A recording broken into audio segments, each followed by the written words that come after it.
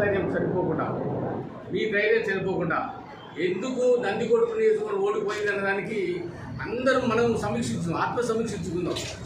అవతల గెలుపు అనేది పెద్ద సమస్య కాదు. ఎంత గెలిచారు ఏం కదా కూడా అందరికీ తెలుసు.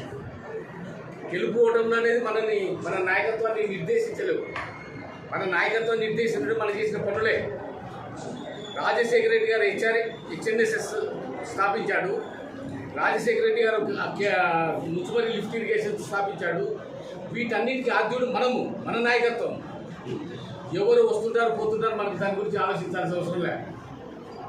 తెలుగుదేశం పార్టీ నాయకత్వం కానీ తెలుగుదేశం పార్టీ నాయకులు కానీ స్వచ్ఛందంగా ఈ నియోజకవర్గంలో ఈ ఒక్క పనికి మేము శ్రీకారం చుట్టాము అని చెప్పడానికి కూడా అర్హత లేదు. ఈరోజు ఒక పేద తల్లికి లేకుండా ఒక పేద గ్రామానికి డైరెక్ట్గా ఇచ్చిన చరిత్ర కూడా పేదలకు ఆర్థిక స్వావలంబన కల్పించిన చరిత్ర ఒక జగన్మోహన్ రెడ్డి గారిదే. కాబట్టి మనమేమో అధైర్యపడాల్సిన అవసరం లేదు. మన నాయకత్వం పటిష్టంగా ఉంది. మన నాయకుడు జగన్మోహన్ రెడ్డి గారు ఇప్పటికీ కూడా గమనించండి, ఆయన నేను తప్పు చేయలేదు, నేను పేదల కోసము, పేదల సంక్షేమం కోసము, పేదల అభివృద్ధి కోసము, పేద పిల్లల భవిష్యత్తు కోసము, పేదల ఆర్థిక స్థితిగతులు మెరుగుపడడం కోసము, పేద విద్యార్థుల కోసము నేను ఇవన్నీ సంస్కరణ చేస్తే ఈ సంస్కరణ ఎక్కడ వికటించినాయి అని ఆలోచిస్తున్నాడు.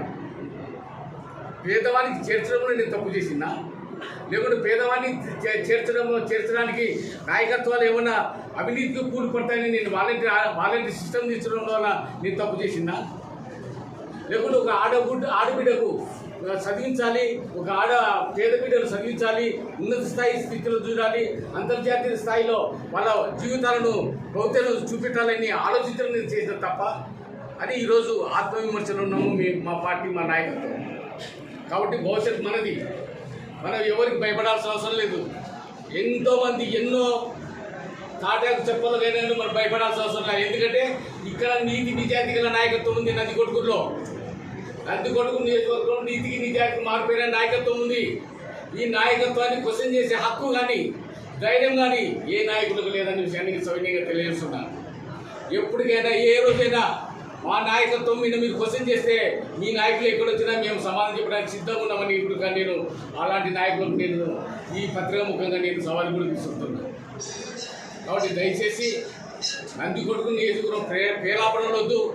నందికొట్టు నియోజకవర్గం మేము అభివృద్ధి చేసినాం. ఈరోజు కొన్ని వందల పట్టాలు ఇచ్చినాం, కొన్ని వందల కనీసం కిలోమీటర్న్నర సీసీ రోడ్లు వేసాడు మున్సిపాలిటీకి. మీరు మున్సిపాలిటీలో కమర్షియల్ కూలగొట్టి చేతులు ఎత్తించిన చరిత్ర మీది. వాళ్ళను మేము ఆర్థికంగా ఆదుకునే చరిత్ర మాది.